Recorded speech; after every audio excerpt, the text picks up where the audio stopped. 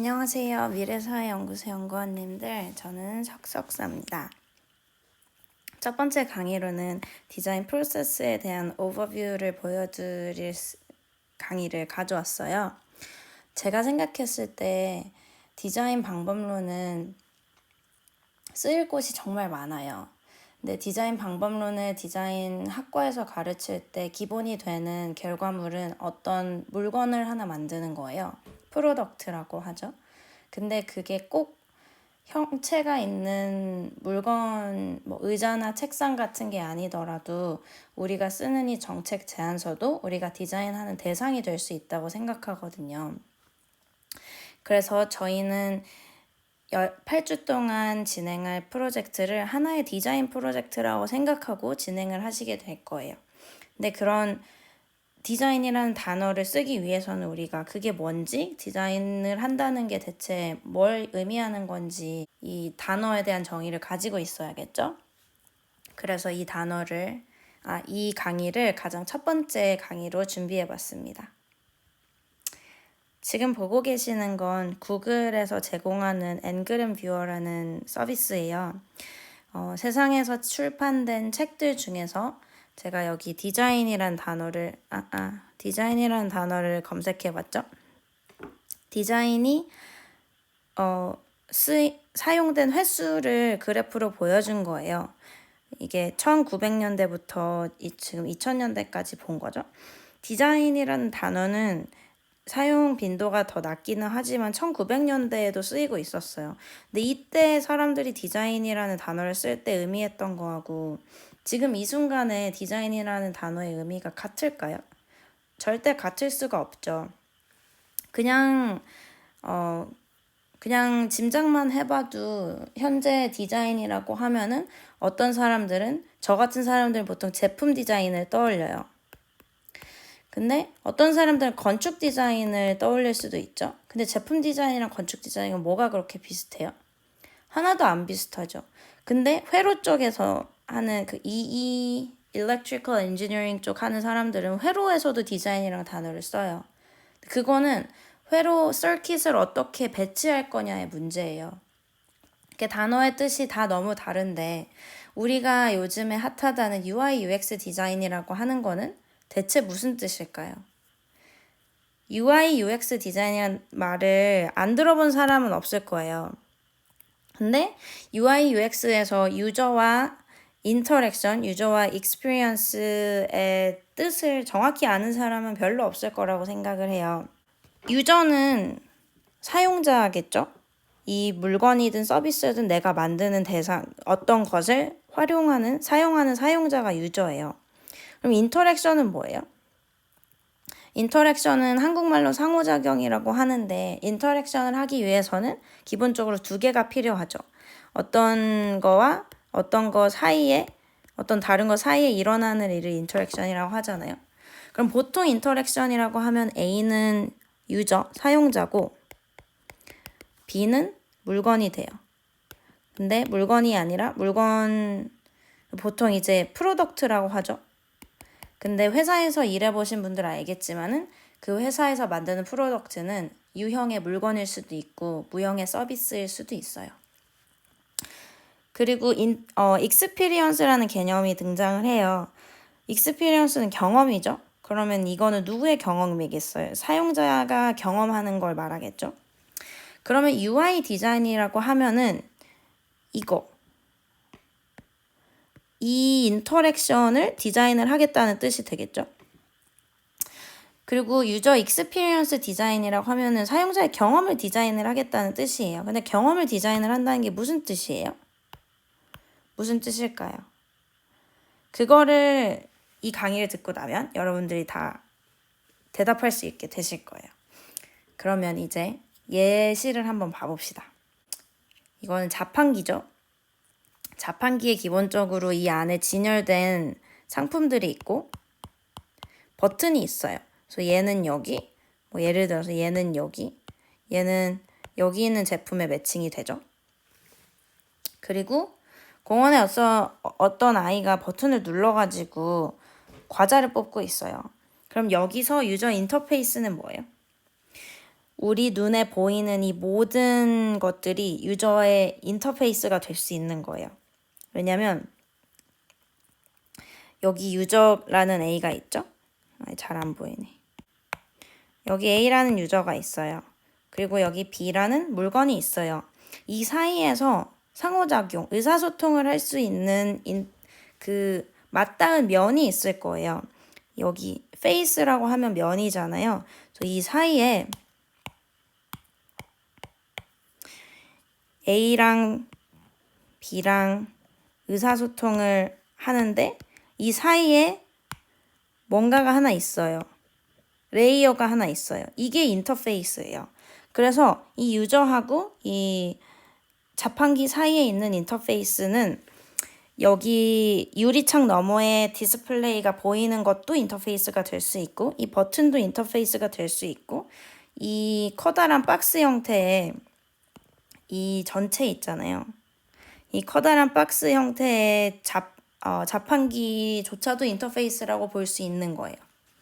그래서 멀리서 이 자판기를 보고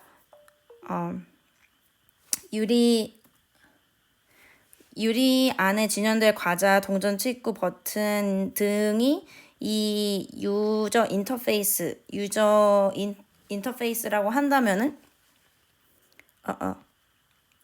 유저 인터페이스라고 한다면은 이 자판기를 멀리서 발견해서 뛰어오고 과자를 고르고 맛있게 먹는 이 유저의 경험 모두가 유저 익스피리언스가 되는 거예요.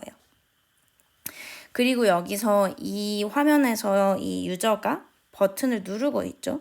이 행위 자체를 유저의 인터랙션이라고 부르는 거예요. 지금 제가 말하다 보니까 느꼈는데 여기서는 UI가 유저 인터랙션이라고 해놓고 유저 인터페이스라고 혼용을 했죠. UI를 유저 인터페이스라고 하기도 하고 유저 인터랙션이라고 하기도 해요. 근데 UI, UX, 그러니까 유저 인터페이스, 유저 인터랙션, 유저 익스피리언스는 다 너무 긴밀하게 연결된 개념에 사람들이 혼용하기는 하거든요. 근데 UI라고 했을 때 이렇게 어떤 그 상황에 따라서 맞춰서 여러분이 잘 해석을 하시면 돼요. 근데 UI라고 하면 유저 인터페이스가 더 자주 쓰였던 것 같기는 해요. 제가 이걸 만들 때 왜 이렇게 썼는지 잘 모르겠네요. GUI라고 하면 그래픽 유저 인터페이스가 되는 거고 VUI라고 하면 보이스 유저 인터페이스가 돼요. 근데 인터페이스가 있으면 인터랙션을 하게 되잖아요. 이게 인터페이스, 이 초록색 이게 인터페이스인 거고 이 둘이 왔다 갔다 하는 이 행위가 인터랙션이 되는 거예요. 상호작용하는 것이 인터랙션이 되는 거예요. 그러면은 이거는 눈에 보이는 되게 간단한 하나의 기구잖아요. 기계잖아요. 내가 어떤 행동을 하면 그에 맞춰서 내가 달라고 한 과자를 꺼내주는 되게 간단한 기계잖아요. 그러면 우리가 이제 이런 생각을 해볼 수가 있어요.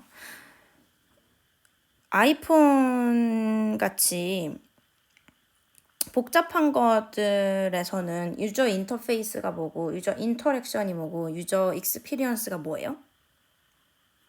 일단 얘가 가진 거는 이 화면, 커다란 화면, 그리고 뭐 햅틱이나 오디오 같은 게 있을 수 있죠. 그런 것들이 유저 인터페이스가 될 수 있겠죠. 가장 찾기 쉽죠. 그런데 그거뿐만이 아니라 다른 것들도 UX라는 개념하에 떨어지게 돼요. 이 앞에서 봤듯이 애가 멀리서 자판기를 보고 뛰어오는 것조차도 UX가 되는 거잖아요. UX에 포함이 되는 거죠. 왜냐하면 그 사람의 경험이니까. 그런데 우리가 아이폰을 살 때는 뭐예요? 아이폰을 이라는 게 뭔지 광고를 보고 알게 되고 그걸 보고 멋있다고 생각을 하고 애플 스토어에 가서 이걸 주문을 하고 혹은 인터넷을 주문을 하고 택배 배송이 오고 그 택배 상자를 뜯는 것조차도 다 익스피리언스에 들어가 있는 거예요. 그래서 애플같이 UX 디자인을 잘하는 애들은 그 택배 상자까지 자기들이 디자인을 해서 만들어요. 그래서 전 세계 어디서 주문하든 똑같이 생긴 택배 박스에 맥북이 들어옵니다. 그렇다면 제가 여기서 한 발짝 더 나가서 말해보고 싶은 건 이 얘기예요, 사실. 우리가 쓰게 될 정책 제안서 혹은 다른 어떤 보고서, 이렇게 그래프들이 들어가 있는 것들, 이것도 우리가 디자인할 하나의 프로덕트라고 생각을 하고 이 문서를 읽게 될 예상 독자들을 유저라고 생각을 한다면 이것도 우리가 디자인 방법론을 활용해서 더 잘 만들어 볼 수 있는 게 아닐까요? 그래서 제가 여러분들에게 디자인 방법론이 뭔지를 가르쳐 드리고 싶었습니다.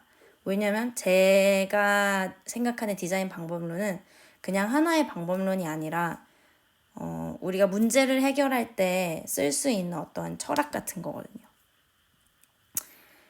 그래서 시작하기 앞서서, 아직도 서론이에요. 죄송하지만 시작하기 앞서서 우리 사회에 가장 만연하게 퍼져 있는 디자인에 대한 오해를 하나 가져와 봤어요.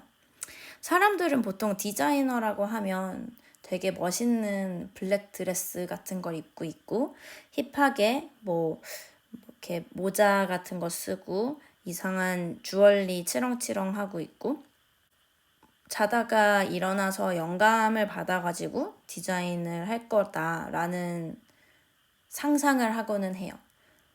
저는 그 사람들이 그렇게 생각하는 게 주변에 디자이너 친구가 없기 때문이라고 생각을 해요. 사람들은 옛날부터 디자이너들이 인투이션, 직관에 따라서 디자인을 한다고 생각을 했어요. 근데 디자인이 학문이 되기 시작하면서 사람들이 관심을 가졌던 주제 중 하나가 디자이너의 창의성, 크리에이티비티는 어디서 오는가였어요. 그걸 자세히 분석을 해봤더니 절대로 뭔가 마른 하늘의 날벼락처럼 그냥 갑자기 어디선가 툭 하고 좋은 아이디어가 나오는 게 아니라는 거였어요. 그래서 요즘 대세인 이론은 디자이너들이 그냥 인투이션, 그냥 직관이 아니라 근거가 있는 인투이션, grounded intuition에 의해서 디자인을 한다는 거예요. 그러니까 디자이너들은 뭔가 천재성, 영감이 있어가지고 자다가 갑자기 생각나서 일어나서 아이폰을 만든 게 아니라 요즘 사람들이 뭘 그렇게 좋아하는지, 요즘 사람들은 어떤 생활 양식을 영위하고 있는지, 그들에게 부족한 게 뭔고, 문제가 뭐고, 원하는 게 뭔지를 관찰을 잘 한다는 거죠. 이해를 하는 게 먼저라는 거죠. 그런 뒤에서야 디자이너의 직감이 만들어질 수 있다는 거예요. 그래서 무수하게 많은 이론들이 나오고 사람들이 반박을 하고 이렇게 정립이 돼가지고 최근에서야 우리가 디자인 방법론 그냥 메소드가 아니라 메소돌로지라는 이름으로 이야기를 하기 시작했어요. 그래서 이번 강의에서는 우리가 디자이너들이 디자인을 하는 방법, 그냥 인투이션이 아니라 그라운디드 인투이션을 만드는 방법을 소개를 해드릴 거예요. 그래서 그 방법을 말하자면 이 더블 다이아몬드 모델을 빼놓고 말할 수가 없어요. 더블 다이아몬드 모델이 뭐냐면 지금 보시는 이거예요. 왜 더블 다이아몬드냐? 여기 다이아몬드가 1개, 여기 다이아몬드가 2개 있잖아요. 그래서 더블 다이아몬드입니다. 페이즈가 대략 4개 있죠. 그런데 이 다이아몬드가 무슨 뜻이냐면 첫 번째 페이즈에는 뭔가 발산하는 걸 한다는 거예요. 뭔가 더 많아져요. 두 번째 페이즈에는 거기서 다시 뭔가 한 곳으로 수렴을 해요. 세 번째에서는 다시 이렇게 많아지고 네 번째에서는 다시 뭔가로 수렴을 해요. 그래서 마지막에 디자인 결과물, 솔루션이 하나 나온다는 거죠.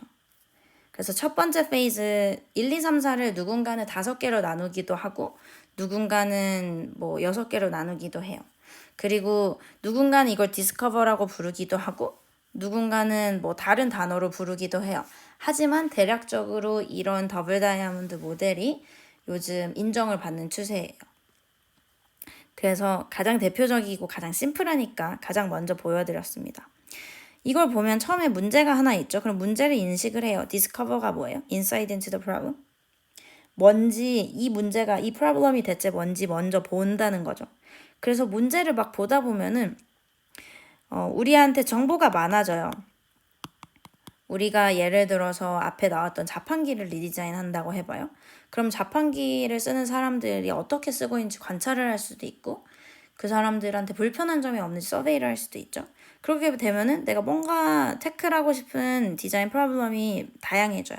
그 중에서 내가 봐서 내가 지금 가진 자원과 능력과 자본을 가지고 해결할 수 있는 것이 뭔지 problem definition을 만들기 위해서 이렇게 추려내요. 여기서 내가 뭘 더 고려하고 뭘 덜 고려할지는 디자이너에게 달려있는 거겠죠. 그래서 이 첫 번째 다이아몬드가 끝나고 디자인 브리프, problem definition 이게 무슨 뜻이냐면 어떤 문제를 디자인적으로 내가 해결할지를 명확하게 한 문장으로 설명할 수 있어야 되는 거예요.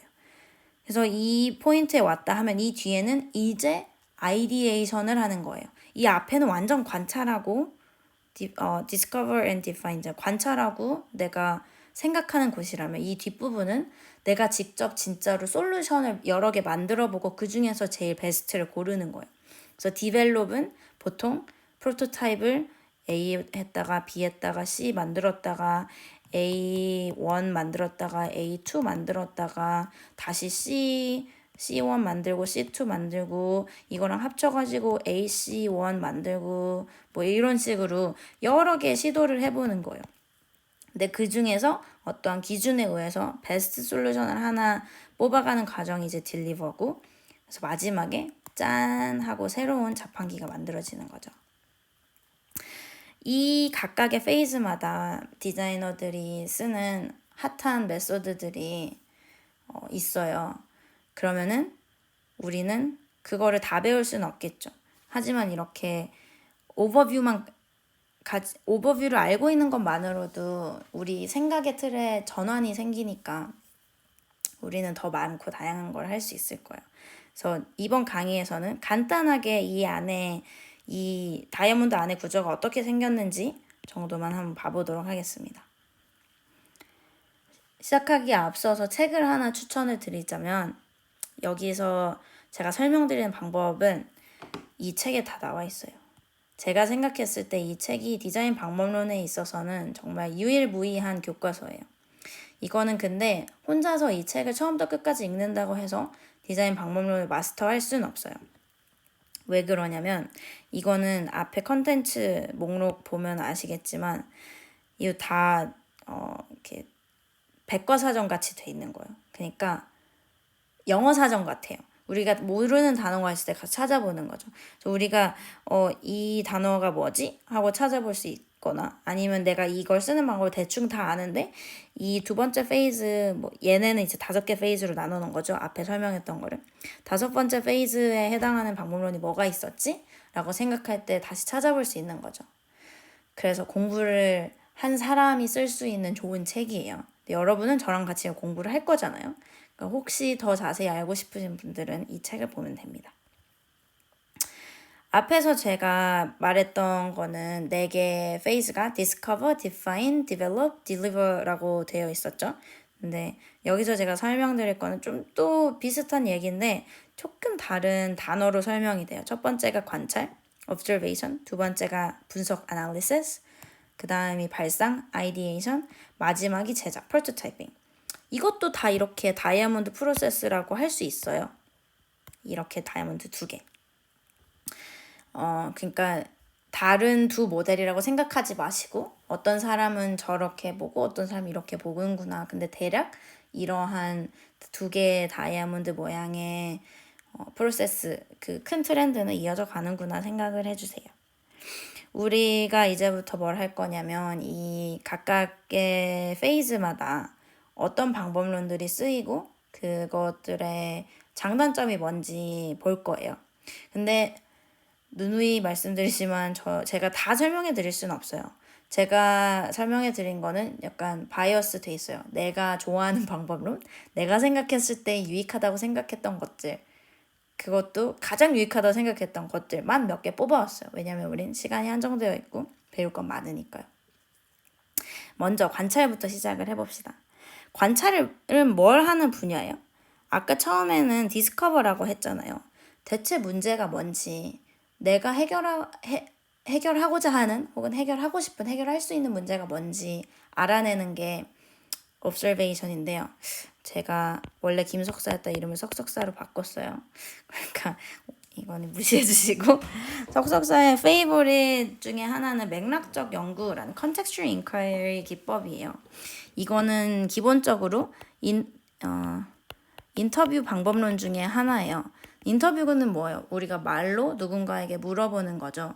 전문가한테 가서 물어보면 전문가 인터뷰, 익스퍼트 인터뷰라고 하고 타겟이 되는 유저들을 모아다가 그들끼리 토론을 시키고 인터뷰를 하고 하는 건 뭐 포커스 그룹이라고도 하기도 하고 인터뷰 방법엔 진짜 다양한 것들이 있고 인터뷰 종류를 나누는 것도 되게 여러 가지예요. 예를 들어 스트럭처가 되어 있냐, 그러니까 질문지가 명확하게 되어 있냐, 정해져 있냐, 아니면 내가 애적으로 붙여가지고 뭔가 설명을 할 수 있냐, 뭔가 더 물어볼 수 있냐에 따라서 뭐 structured 아니면 unstructured 아니면 중간에 semi-structured라고 나누기도 하고 뭐 대상에 따라서 뭐 나누기도 하고 다양하죠. 근데 이 contextual inquiry의 가장 중요한 점은 내가 그 컨텍스트에 가 있다는 거예요. 내가 이 컨텍스트에 가 있다는 게 가장 중요한 점이에요. 보통 인터뷰를 하면 어떻게 해요? 내가 어떤 디자인 펌, 내가 아이디어에 일하는 디자이너예요. 그런데 내가 뭐 에어컨 리모컨을 리디자인하기로 했어. 그래서 에어컨 리모컨 쓰는 사람들을 인터뷰를 하고 싶었어. 그럼 보통 가장 쉬운 방법 뭐예요? 내가 돈을 주고 이 에어컨 리모컨 이 사람이 유저라고 해봐요. 포텐셜 유저. 이 에어컨 리모컨 쓰고 있는 사람을 데려와가지고 이 오피스 안에서 이렇게 인터뷰를 할 수 있겠죠. 뭐 너 에어컨 쓸 때 주로 어떻게 해? 에어컨 리모컨 어디다 둬? 어떻게 써? 이렇게 할 수 있겠죠. 근데 이런 환경을 우리는 랩 인바이러먼트라고 해요. 근데 이거는 안 좋아요. 왜냐면 이 사람이 내가 이어폰에 리모컨 어디다 두지? 기억을 못 할 수도 있어요. 거짓말하고 싶어서 거짓말하는 게 아니라 그냥 기억이 왜곡돼서 생각날 수도 있어요. 그리고 이 사람 그러니까 정확한 정보를 얻기 힘든다는 거죠. 그리고 물어볼 수 있는데 한계가 있어요. 내가 얘한테 리모컨 써가지고 직접 에어컨을 켜봐라고 할 수도 없잖아요. 그 사람이 쓰던 리모컨은 그 사람 집에 있으니까. 그래서 랩 인바이러먼트에서 할 수 있는 질문들은 되게 한정적이고 좀 이 컨텍스트, 그 상황에 가 있지 않으니까 뭐라고 해야 되지? 생동감이 좀 없어요. 그런데 예를 들어서 우리가 셀프 드라이빙 카를 디자인을 한다고 해봐요. 그러면 이렇게 랩 인바이러먼트에 운전자를 데려다가 너 운전할 때 어떻게 해? 라고 하는 것보다 뭐가 제일 좋겠어요?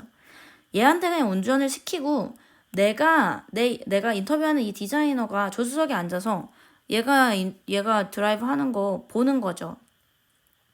그러면 이 사람은 거짓말을 할 이유도 없고 필요도 없고 할 수 있는 방법이 없어. 왜냐면 얘가 너 운전 어떻게 해? 깜빡이 신호 언제 넣어? 어떻게 넣어? 이걸 내가 물어봤을 때 얘가 생각을 하고 이렇게 대답을 하는 게 아니라 내가 관찰해버리면 되잖아요. 얘가 어떻게 하는지. 거짓말을 어떻게 해요. 물론 어떠한 효과는 있겠죠. 왜냐면 내가 옆에 앉아있으니까 여기 사람이 있으니까 얘가 과속도 원래 하던 애가 안 할 수도 있고 그런 효과는 있겠지만 얘가 의도하지 않은 거짓말을 하게 될 그런 일은 현저히 줄어들겠죠. 그리고 물어볼 수 있는 것도 더 많아요. 내가 이 사람이 어떤 행동을 하는지를 본 다음에 그 행동에 관해서 더 물어볼 수 있잖아요. 그래서 뭔가 뽕을 뽑을 수 있는 인터뷰라고 해야 하나? 가장 많은 정보를 한 번에 자연스럽게 얻어낼 수 있는 게 contextual inquiry라고 생각을 해요. 이 contextual inquiry는 컨텍스트가 제일 중요하다고 했잖아요. 그러니까 인터뷰를 할 때 누군가가 어떤 걸 하고 있는 걸 보고 싶다라는 내 목적이 명확해지면 그 컨텍스트가 생길 거예요. 그 컨텍스트에 가서 거기 맞춰서 인터뷰를 한다. 이게 바로 맥락적 연구 되겠습니다. 두 번째는 민족 지향적 연구, 저는 석석사로 이름을 개명했고요. 석석사의 세컨드 웨이브를 민족 지향적 연구란 에스노그래피예요. 앞에 거는 인터뷰니까 뭐 얼마나 하겠어요. 몇 시간 하고 말겠죠. 길면 한나절, 반나절 하겠죠. 근데 민족지향적 연구는 애초에 에스노그래피 민족지학이라는 그 학문에서 빌려온 거기 때문에 하루 만에 끝나는 게 아니에요. 되게 오랜 시간 동안 엄청나게 많은 시간과 노력을 들여서 하는 건데 그만큼 알아낼 수 있는 게 또 달라요. 왜냐하면 예를 들어서 이거는 제가 석사 때 했던 액티비티 트래커 스터디예요. 이렇게 핏핏이랑 조본 같은 액티비티 트래커를 가지고 사람들한테 나눠줘요. 그리고 맨날 다이어리 쓰라고 하고 우리가 일주일에 한 번씩 일주일에 한 번 정확하게 인터뷰를 해가지고 전화 인터뷰를 해서 녹음하기도 하고 아이디어 저널을 줘서 걔네들한테 참가자들한테 저널링을 시키기도 하고 뭐 다양한 거를 했어요. 근데 민족지향적 연구의 가장 큰 장점은 다른 어떤 방법으로는 알기 힘든 거를 한 군데에 몰아넣어서 알아낼 수 있다는 거예요. 내가 이 연구의 목표는 뭐였냐면 이 사람들이 이 핏핏이나 조본 같은 액티비티 트래커를 어떻게 쓰는지 관찰해보는 거였어요. 근데 액티비티 트래커는 그 사람이 액티비티 트래커를 끼고 뭐 조깅을 한다고 해봐요. 근데 조깅하는 사람한테 가가지고 CI를 한다고 해봐요. 근데 그러면 그 조깅하는 동안의 경험만 나는 관찰을 할 수 있잖아요. 그리고 액티비티 트래커는 조깅할 때만 끼는 게 아니라 매일매일 끼고 있어야 하는 건데 24시간. 그 24시간 동안 내가 이 사람한테 붙어 있을 수가 없잖아요. 그리고 월요일 하루만 본다고 해서 이게 내가 이 사람이 어떻게 이 액티비티 트래커를 사용하는지 다 알 수 있겠어요? 일주일은 최소한 봐야 뭐 주말이랑 주중이랑 어떻게 다르게 쓰는지 정도는 알 수 있겠죠?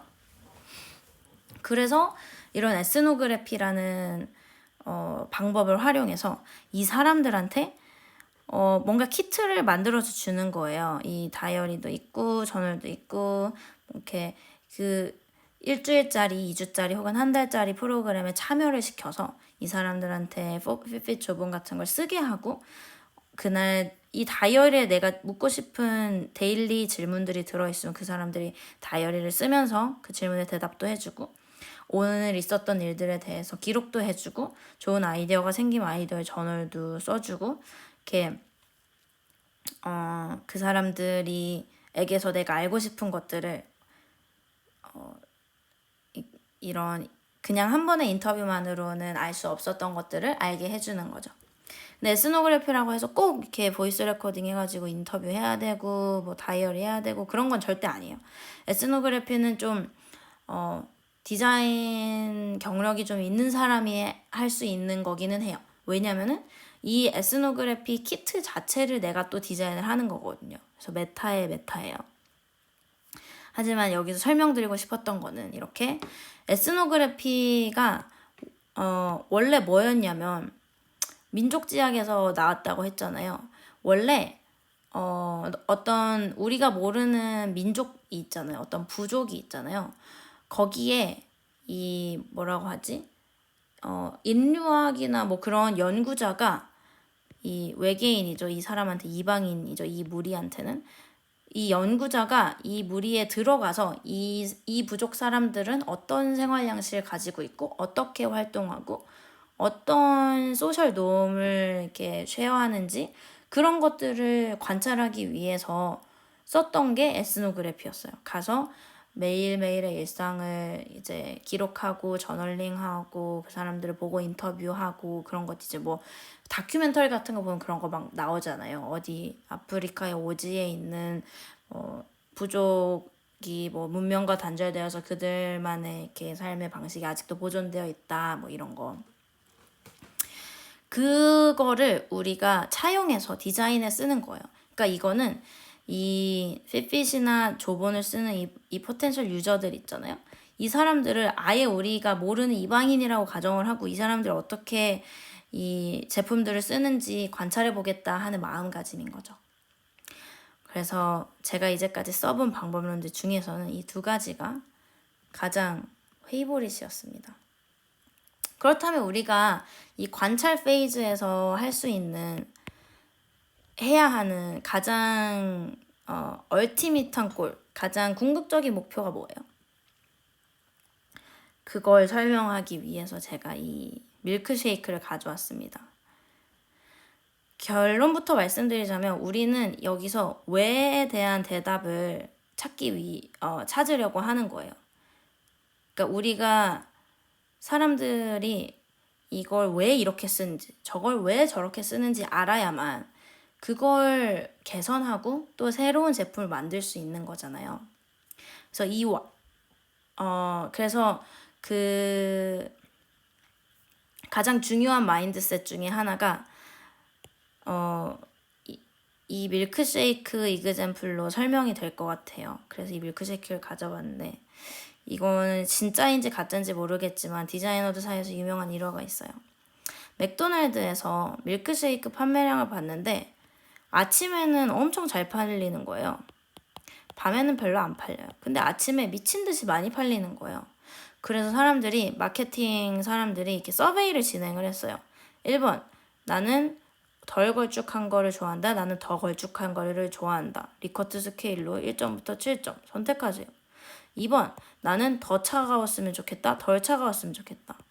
3번, 나는 당도가 높았으면 좋겠다. 당도가 낮았으면 좋겠다. 이렇게 엄청나게 질문을 했죠. 그래서 이 사람들의 목적은 뭐였냐? 밀크쉐이크가 아침에 잘 팔리는 걸 보니까 아침에 사람들이 밀크쉐이크를 더 많이 사기 위해서는, 판매량을 늘리기 위해서는 이 밀크쉐이크의 품질을 개선해야겠다. 사람들이 어떤 밀크쉐이크를 좋아하는지 보자 하고 어떻게 밀크쉐이크를 만들어야 하는지에 대해서 조사를 한 거죠. 근데 이렇게 다 서베이 해가지고 돈 많이 들어가지고 제품을 개선을 해놨는데 판매량이 변하지 않아요. 그래서 사람들이 너무 궁금하고 이상해서 아침에 밀크쉐이크 사 먹는 사람들한테 인터뷰를 해봤어요. 질문을 해봤어요. 그래서 밀크쉐이크 왜 사 먹어? 왜 사 먹는 거야? 왜 아침에 밀크쉐이크 사 먹어? 그랬더니 사람들의 답변이 뭐였냐? 아침에 햄버거를 사 먹기는 조금 부담이라는 거죠. 왜? 너무 안 건강한 거 먹는 것 같아서 내가 내 위에 부담을 주고 혹사시키는 것 같으니까 아침으로 먹을 수 있는 식사 대용품을 찾았는데, 그래서 이게 그 사람들이 맥도날드에서 찾은 게 밀크쉐이크였던 거예요. 왜냐, 이게 우유니까 조금 콜라보단 좀 더 건강한 느낌이고, 이게 칼로리도 꽤 되니까 배도 든든하고, 사람들이 그래서 아침으로 밀크쉐이크를 먹었던 거죠. 그래서 이 Y가 뭔지 관찰을 하고 나니까 맥도날드에서 이걸 알아낸 다음에 만들어 놓은 게 뭐예요? 맥모닝입니다. 사람들이 우리 맥도날드에서 건강한 아침 식사, 사실은 건강한 게 아니라 건강한 느낌이 나는 아침 식사를 하고 싶다는 거죠. 그래서 여기서 우리가 배울 수 있는 교훈은 이거라고 생각해요. 언제나 그러니까 어떻게 그거를 한 건지, 뭘 어떻게 더 개선해야 하는지를 관찰하려고 하면 안 되고, 이 관찰 페이즈에서 why, 이 사람들이 왜 그렇게 행동을 하는지 이해하기 위해서 우리가 적절한 방법론을 선택을 하고 활용을 해봐야 된다, 이겁니다. 이제 두 번째, 분석 페이즈에 왔어요. 분석 페이즈는 뭘 하는 걸까요? 분석 페이즈는 우리가 이렇게 관찰을 했잖아요. 이 관찰을 한 결과를 어떻게 분석을 해가지고 결론을 도출해낼 거냐 하는 거예요.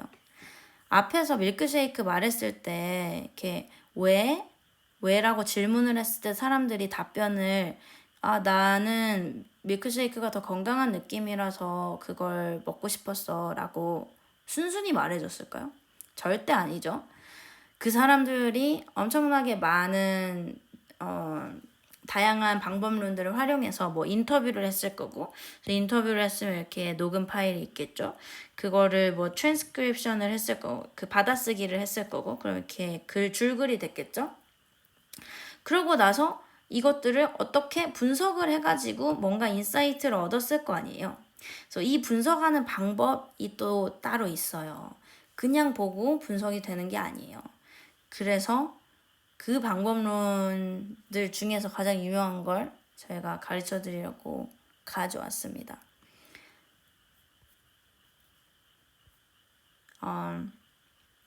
그래서 나온 것이 첫 번째, 석석사의 가장 페이버릿은 어피니티 다이어그래밍이라고 하는 거예요.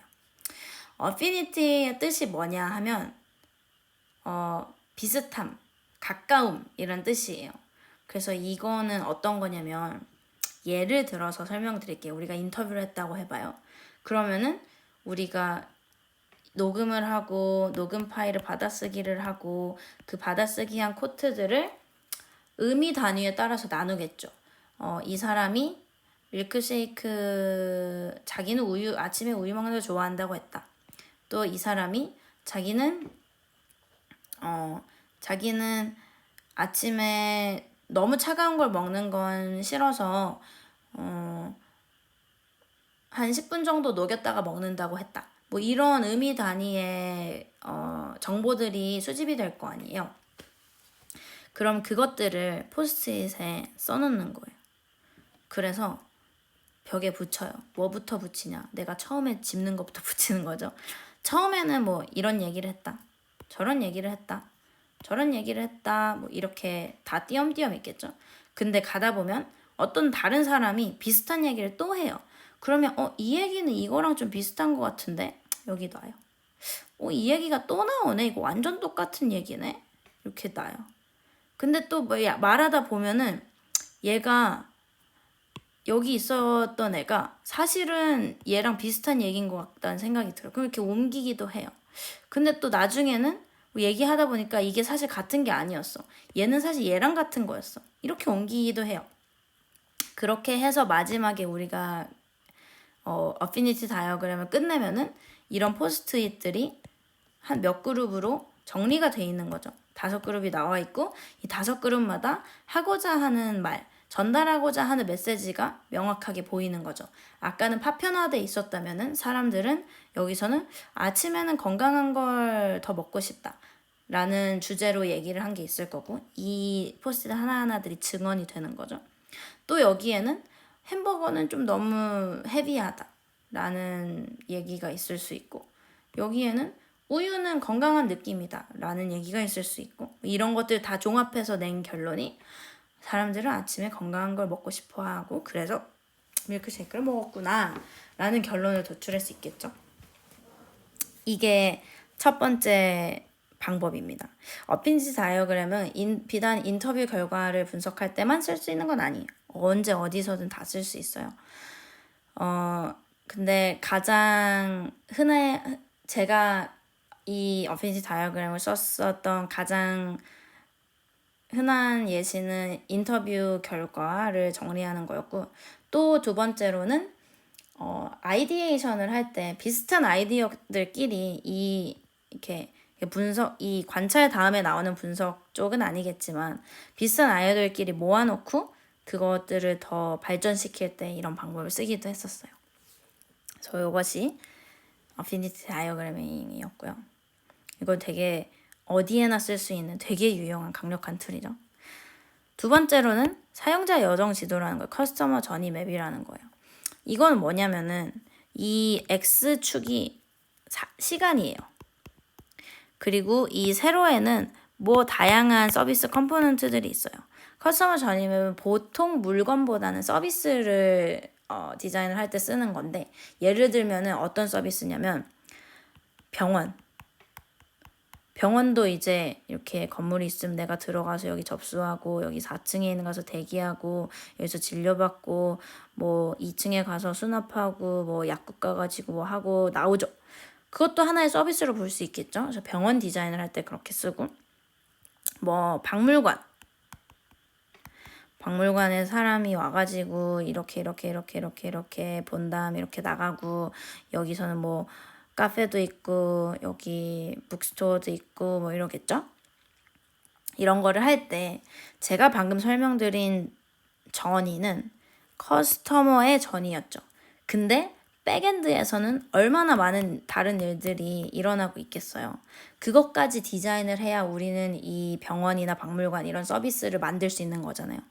그래서 사람이 여기 왔을 때 여기에 우리 응대하는 직원이 2명이 있을 거고, 그 2명이 뭐 이 사람 정보를 받으면은 서버에 이렇게 올리고, 서버는 이렇게 연결돼가지고 이 사람이 여기서 의료진이 있을 때 여기 액세스를 할 수 있고, 뭐 이런 이 커튼 뒤에서 일어나는 모든 일들을 우리가 가시화해가지고 시간축에 따라서 사람이 뭐 이렇게 왔을 때 어쨌을 때 저쨌을 때 이 사람 이 서비스를 제공하기 위해서 뒤에서는 뭐가 돌아가야 하는지. 그래서 여기서 제일 중요한 거는 opportunity라고 써져 있는데 pain point라고도 해요. 뭐냐, 어디서 사람들이 페인을 겪게 될지, 어디서 고통을 겪게 될지, 고통이라고 하니까 좀 이상한데 어디서 불편함을 겪게 될지를 이 맵을 다 그려놓고 보면은 한눈에 훤히 보이는 거예요. 예를 들어서 여기서는 뭐 기다려야 되니까 사람들이 화가 날 수 있겠죠? 여기서는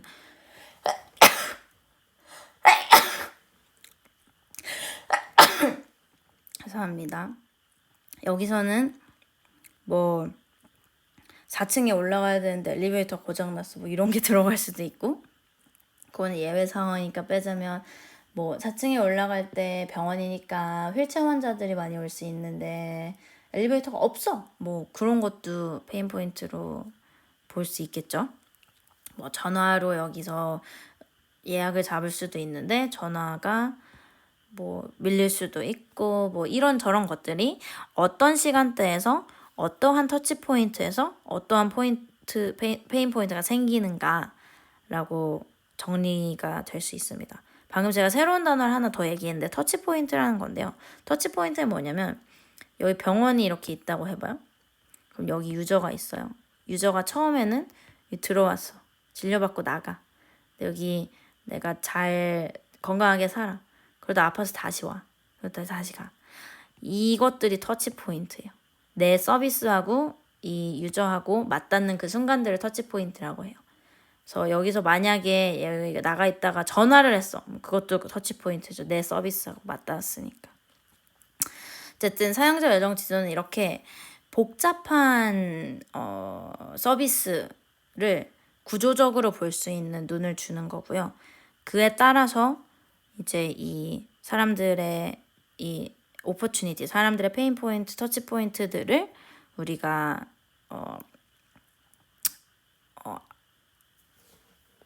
아이덴티파이하고, 아이덴티파이가 뭘까?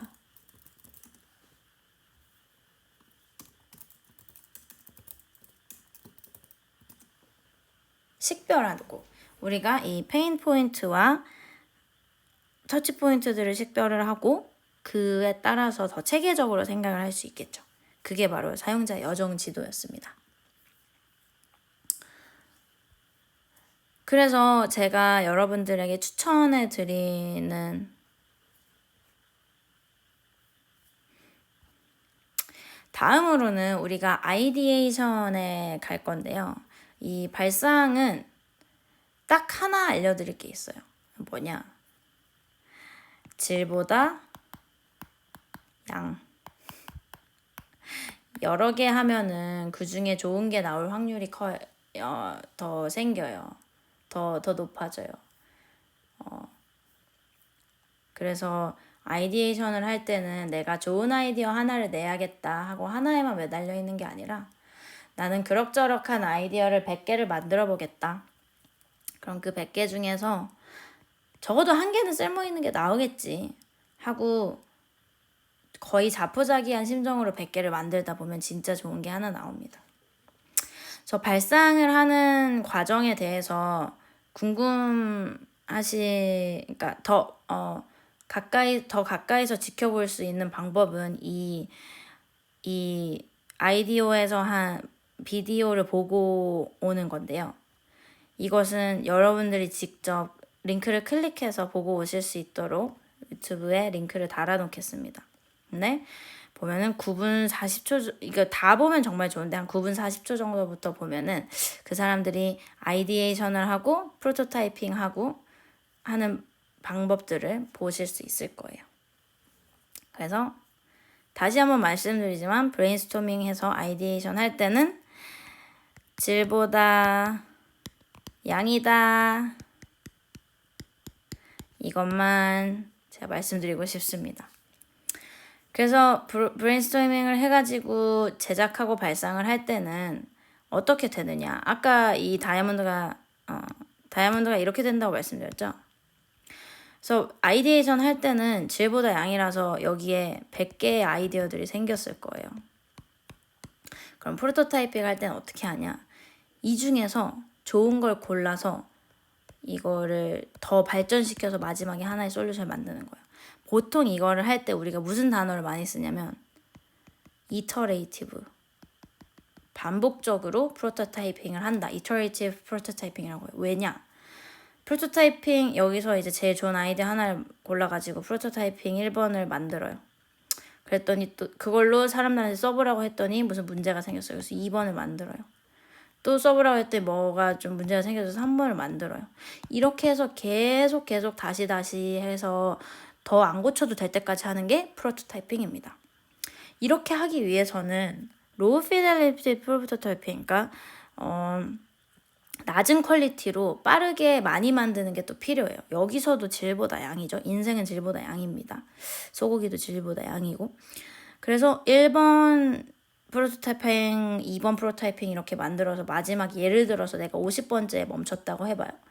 1, 2번은 그렇게 공들여서 완벽하게 만들 필요가 없어요. 왜냐면 내가 테스트해보고 싶은 건 되게 간단한 것들이니까. 그 간단한 것부터 정하고 나서 디테일한 걸 들어가야 되니까 얘네는 이런 식으로 종이 프로토타이핑을 한다든가, 이건 핸드폰에 무슨 앱이죠? 그러면 앱을 이렇게 그냥 종이에다가 글씨를 써. 이거 만드는데 얼마나 걸리겠어? 5분도 안 걸리겠죠. 종이에다 글씨를 써서 이 사람이 어떻게 사용하는지 보는 거에는 충분하겠죠.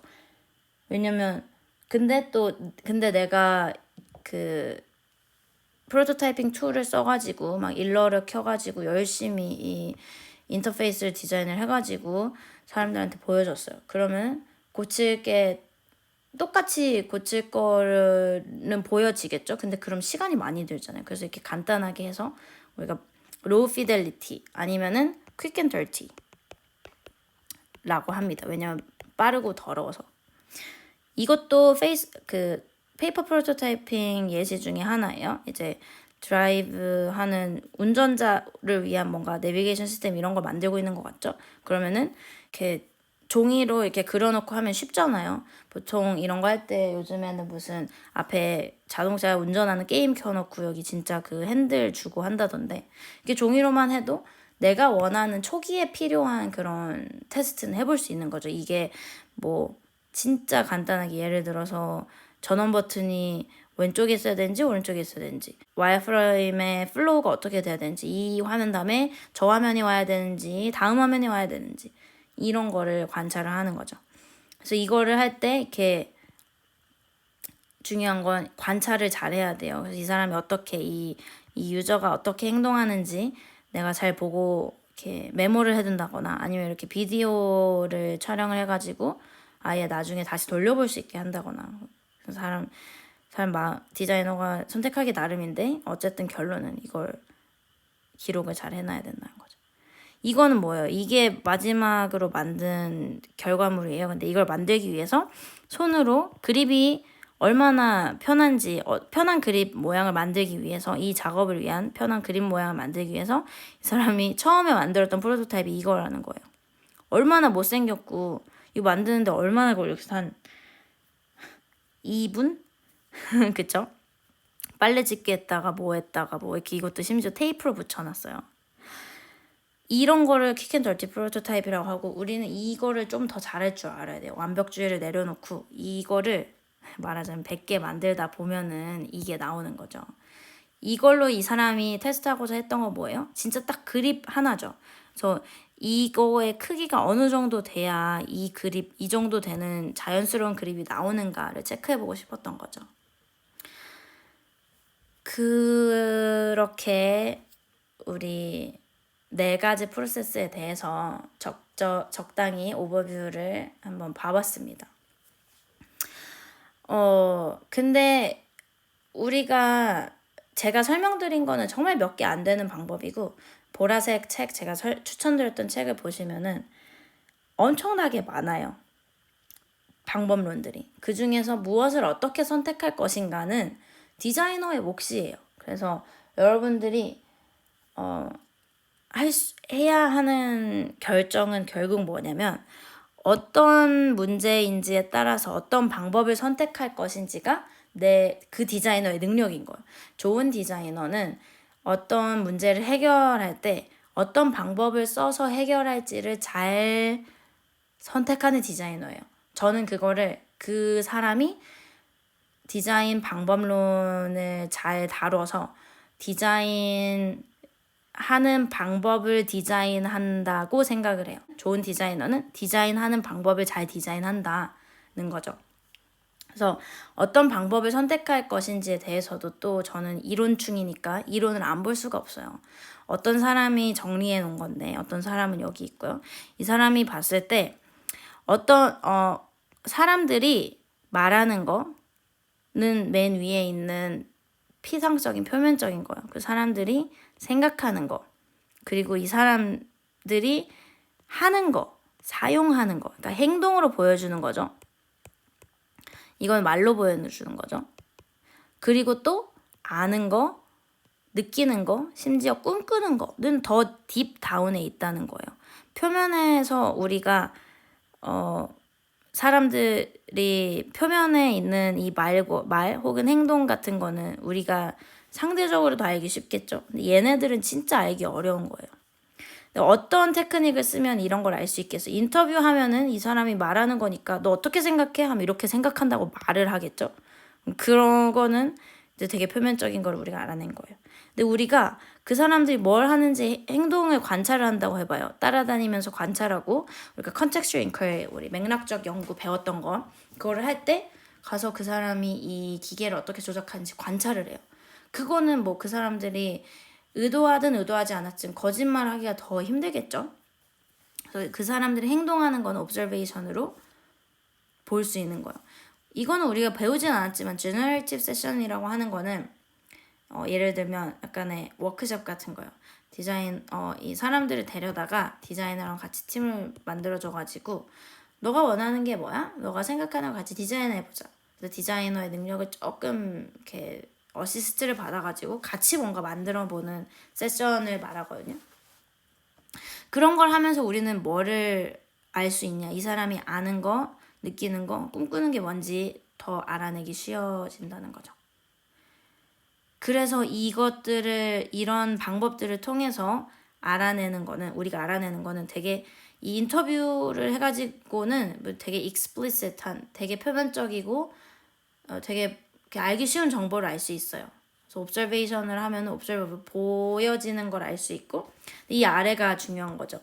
tacit하고 latent하고 말하지 않고 이렇게 기저에 깔려 있는 드림이나 feel 같은 거를 알아낼 수 있다는 거죠. 그러니까 우리가 진짜로 이노베이티브한 우리가 좋은 디자인을 하기 위해서는 딱 봐도 얘만 알면 안 될 것 같죠. 얘를 알아야 진짜로 얘가 열망하는 게 뭔지 알아서 거기를 자극할 수 있는 거잖아요. 그래서 우리가 디자인을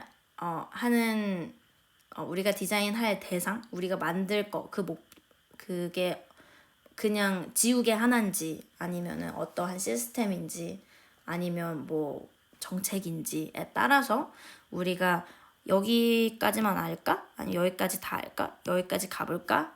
하는 건 이 방법론을 선택한 디자이너의 몫이고 그에 따라서 우리가 알 수 있는 건 이렇게 달라진다는 거예요.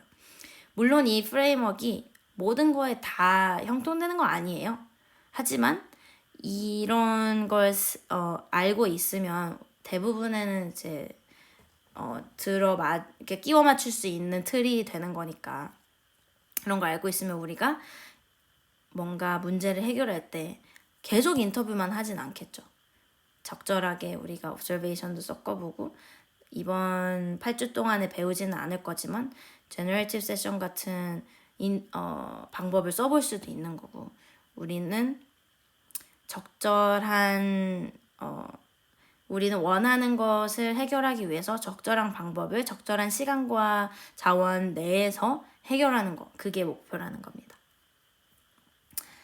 그리고 마지막으로 코멘트 하나 붙여드리고 싶은 거는, 이 디자인을 그냥 방법이나 도구로만 보지 말고 철학으로서 봐달라는 거였어요. 제가 저는 디자인 학과 학부를 나왔고 석사까지 해서 첫 석사를 디자인으로 해서 스스로 굉장히 많이 저 스스로를 디자이너라고 생각을 해요. 남들은 절 디자이너라고 자주 보지는 않는데, 근데 제가 디자인을 배우면서 느꼈던 건 디자인 띵킹이라는 게 하나의 물건을 디자인하는 방법, 기술, 스킬이 아니라 내가 어떤 문제를 문제를 대하는 필로소피, 철학이 되고, 이 문제를 해결하는 방법을 가르쳐 줬다는 생각이 더 강하게 들었어요. 그래서 여러분들이 이 디자인이라는 거를 디자이너만 가지고 있는 스킬, 마치 코딩하는 게 개발자만 가지고 있는 스킬, 혹은 용접하는 게 용접공만 가지고 있는 스킬이 아니라, 철학은 누구나 향유할 수 있고 누구나 가질 수 있는 거잖아요. 나만의 철학이 있는 거잖아요. 그런 것처럼 이 디자인 필로소피를 나의 디자인을 그런 뭐라고 해야지, 프랙티컬한 스킬이 아니라 필로소피로서 받아들여주면 어떨까 싶어요. 옛날에는 디자인이 way of thinking이었는데, 아키텍처의 건축 디자인, 건축 디자인에 그게 쓰이면서 디자인의 단어의 의미가 좀 그렇게 바뀌었죠. 그러면서 이제 디자인 에듀케이션이 나오고 이렇게 디자인 방법론이 나오고, 이 사람이 스탠포드에 가서 디자인 랩을 차리고 하면서 디자인이 이렇게 이라는 단어의 의미가 많이 바뀌어 왔어요. 최근에는 아이디어가 디자인의 비즈니스에 접목을 하고, Human Concerns Through Design이라니, 이거는 저는 잘 모르겠지만 이렇게 디자인이라는 단어를 다양하게 쓰고 있잖아요. 저는 여러분이 디자인 방법론을 물건을 디자인하는 방법론에 한정해 생각하지 마시고, 이러한 마인드셋으로 정책 디자인을 해봤으면 좋겠고, 이걸 배워서 꼭 여기에만 쓰는 게 아니라 여러분이 나중에 어떤 회사에서 제안서를 쓰고 보고서를 써서 진급을 해야 할 때 디자인 마인드셋을 가지고 하셨으면 좋겠고, 여러분의 인생을 플랜을 할 때, 여러분의 인생을 디자인할 때도 이런 마인드셋을 가지고 하셨으면 좋겠습니다. 여기까지가 제가 준비한 1강의 끝이고요. 하나 더 추가가 있어요. 왜냐면 제가 이제까지 말한 디자인 프로세스는 다 뻥이라는 건데요. 더블 다이아몬드 모델을 처음에 보여드렸을 때 얘기했잖아요. 이거는 수많은 모델들 중에 하나일 뿐이라고. 그래서 가져온 게 다른 모델들이에요. 그 다른 모델들하고 이거의 가장 큰 차이는, 이 더블 다이아몬드 모델은 이렇게 한 번 가면 끝나는 것처럼 리니어, 선형인 것처럼 설명을 해놨잖아요. 근데 사실상 디자인을 해보면 디자이너들이 뭐라고 하냐면, 로잉 어 보트를 운전이 아니라 보트를 운전하는 것과 비슷하다라고 해요. 강이 이렇게 있어요. 내가 여기서 시작해서 여기로 가야지 하고 생각을 해서 나는 이렇게 왔다고 생각해요. 근데 사실 내가 어떻게 왔는지 이렇게 이쯤에 와가지고 뒤돌아보면은 나는 이렇게 왔단 말이에요. 왜냐면 물이 어떨 땐 이렇게 흐르고 어떨 땐 이렇게 흐르고 어떨 땐 이렇게 흐르고 했기 때문에 나는 여기만 보고 앞만 보고 달려왔는데 이렇게 온단 말이죠. 그래서 디자인은 끝난 다음에야 뒤로 돌아봤을 때 내가 어떻게 했는지 명확하게 보이는 거예요. 그래서 사람들이 다른 모델들을 디자인이란 이런 프로세스를 통해서 이루어진다라는 모델을 이렇게 제안을 할 때 이렇게 나선형 구조로 설명을 하기도 하고, 이걸 보세요. 리서치, 아날리시스, 신테시스, 딜리버리, 이게 뭐예요? 아까 처음에 봤던 네 단어랑 비슷하죠. 리서치는 뭐야? 옵저베이션, 관찰하는 거 비슷하죠. 이게 연구하고, 아날리시스, 분석하고, 신테시스, 뭔가 합성해요. 뭔가 아이디어가 나온 걸 합성한다는 거겠죠. 그럼 딜리버리, 그거를 진짜 만들어서 뭔가 제품을 낸다는 거겠죠. 이거를 계속 이 소용돌이가 이렇게 돌아간다는 거죠. 이거는 또 다른 모델인데 지금하고 퓨처니까 이게 시간축이 되겠죠. 그리고 이제 콘크리트는 되게 콘크리트하고 앱스트랙은 반대되는 개념인데, 앱스트랙은 뭔가 설명하기 힘들고 좀 이렇게 두루뭉실한 거라면 콘크리트는 그 반대예요. 그래서 여기 콘크리트한 데서 옵저베이션 관찰하면서 시작해서 신테시스, 이렇게 뭔가 아이디어를 합성을 해가지고 이렇게 앱스트랙한 데 갔다가 다시 콘크리트한 데로 내려오면서 이제 이게 뭐 새로운 프로덕트가 만들어진다 이런 거죠. 자, 이 모델 중 그 어느 것도 완벽히 맞고 완벽히 틀린 건 없어요. 근데 사람들이 이런 식으로 제안을 하는데, 여러분들이 여러 개, 이제 3개, 4개 뭐 이상 예시를 봤잖아요. 이 모델들이 가지는 공통점이 있잖아요. 그게 다 모두가 동의하는 바이니까 거기까지는 거의 진실이라고 믿으셔도 된다는 거죠. 공통적으로 처음에는 뭔가 observation, 뭔가 관찰을 해야 돼. 관찰이 시작이고, 리서치하고 observation, no context, 이게 컨텍스트가 뭐야? 그 배경, 그 배경을 이해하는 거, 아는 거가 시작이고, 그 다음에 뭔가 여기서 앱스트랙한 곳으로 가고, 그 다음에 얘도 앱스트랙한 곳으로 얘가 이제 그걸 분석하고 뭔가 인사이트를 내는 쪽으로 가고, 그 다음 다시 이제 이 솔루션을 가지고 하나의 물건을 만들어내는 쪽으로 앱스트랙에서 다시 콘크리트 쪽으로 내려온다. 이런 거는 이 더블 다이아몬드에서도 그렇고 여기서도 그렇고 저기서도 그렇고 다 공유하는 생각이잖아요. 그 정도가 진리에 가까운 거라고, 현재 상태에서는 진리에 가까운 걸 생각하시고, 여러분이 뭔가를 해낼 때 그 단계들을 비슷하게 밟아보려고 노력해보세요. 이렇게 무조건 아이디어부터 내는 과오를 범하지 마시고, 일단 뭐가 있는지 이렇게 좀 눈치 좀 보고 살피고, 그 다음 거기서 뭔가 내가 알아낸 다음, 이 관찰로부터 뭔가 알아낸 다음에 뭔가 새로운 걸 만들어보는 쪽으로 가신다면 실패할 확률이 현저히 줄어들 겁니다. 그러면 진짜로 제가 준비한 건 여기까지고 1강을 마치도록 하겠습니다. 긴 강의 듣느라 수고하셨고, 다들 다음 강의에서 만나요.